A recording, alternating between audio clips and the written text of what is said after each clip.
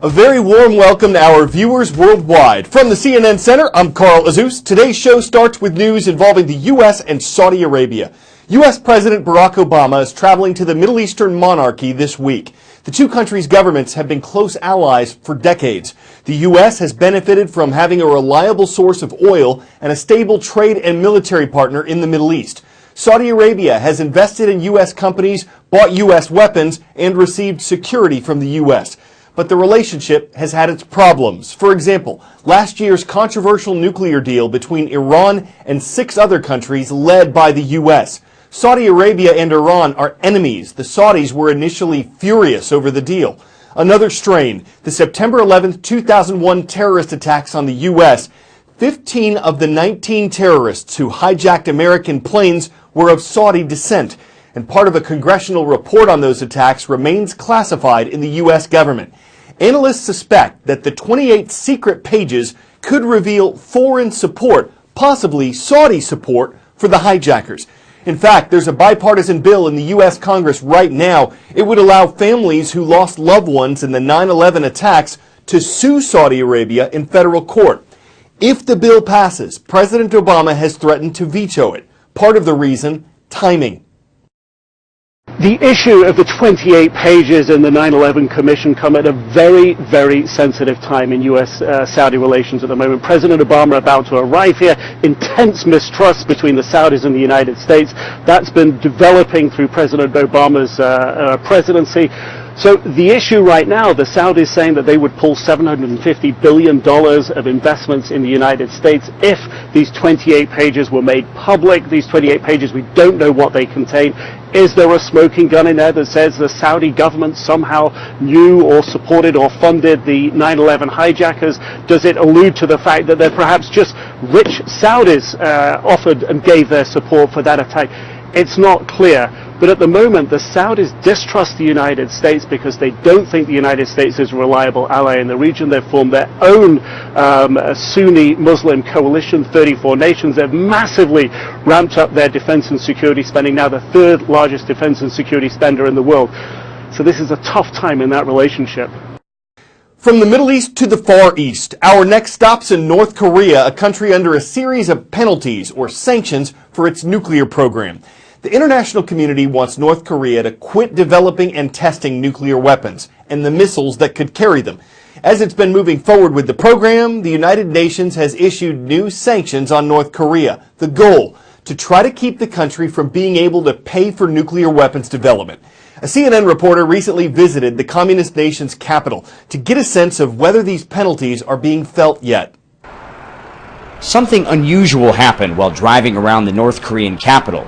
We got stuck in traffic. Even in the last year and a half that I've been coming here, there's a noticeable increase in the number of cars on the streets here in Pyongyang. The North Koreans will say they have more traffic than they ever have before here. And so even though there are some of the strongest sanctions that have ever been in place against this country, here in the capital city, North Koreans say they're not feeling the impact, at least not yet.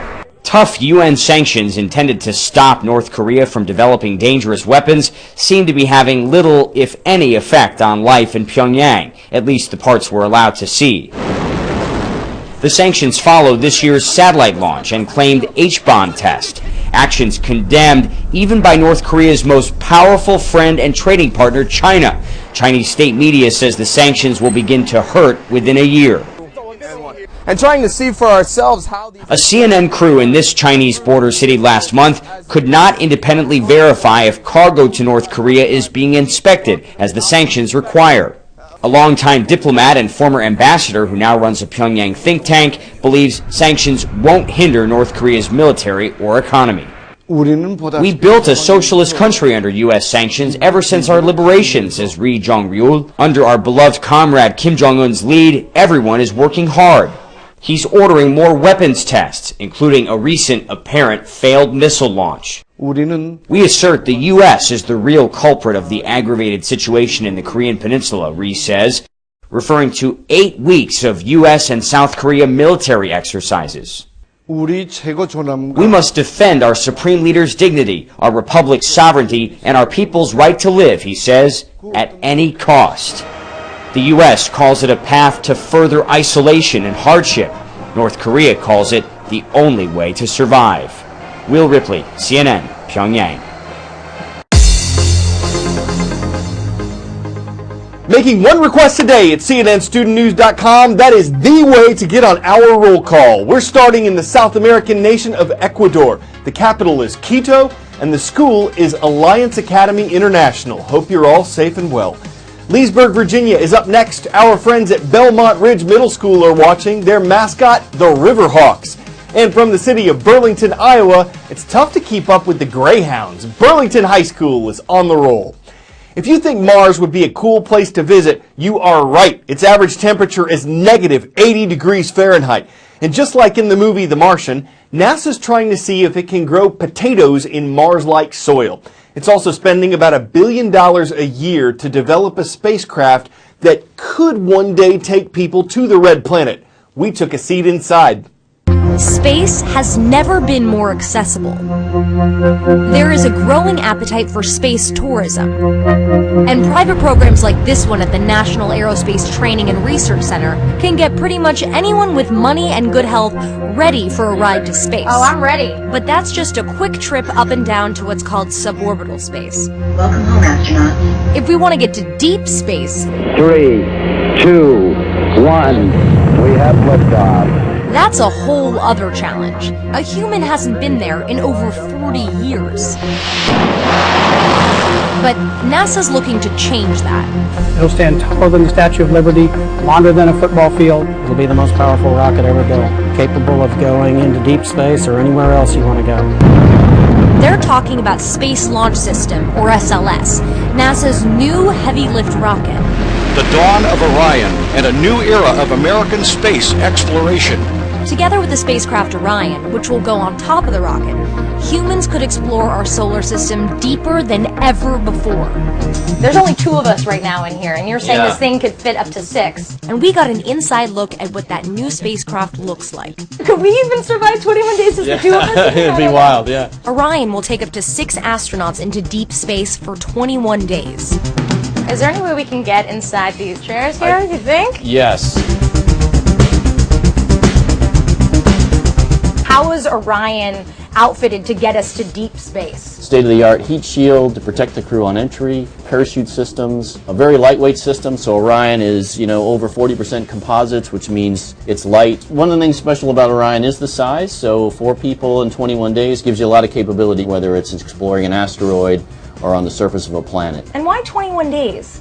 Well, 21 days gets you really into these high orbits around the moon, which allows you to either do missions at the moon or do transfers onto asteroids or onto Mars. So it's about the right duration. For a journey to Mars, the crew would have to transfer from Orion to a larger habitat. If you're going to go to Mars, which is somewhere up to a 1.5 to 3 year mission, you need more volume. You need bigger head module, more food. Orion still doesn't have an exact destination.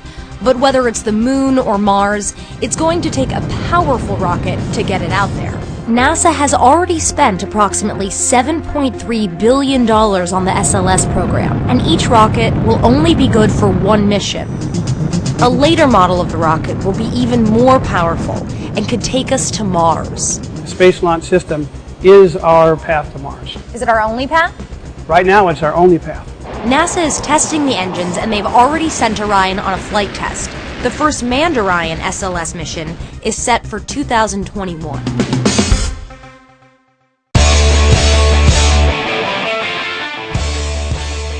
It was a bittersweet moment for a California father. He'd taken his 4-year-old daughter surfing before, but this time he says she wanted to go solo.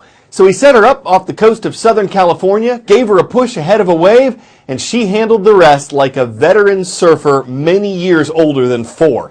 Even after the ride ended, the girl described as a daredevil got back on the board herself and tried to catch another wave. Seems her small size is the H2 only thing holding her back. If time and tide won't stop the surfer girl, the sport could be the wave of her future where an ocean of possibilities awaits. I'm Carl Zeus. Thanks for hanging 10 minutes with us for current events.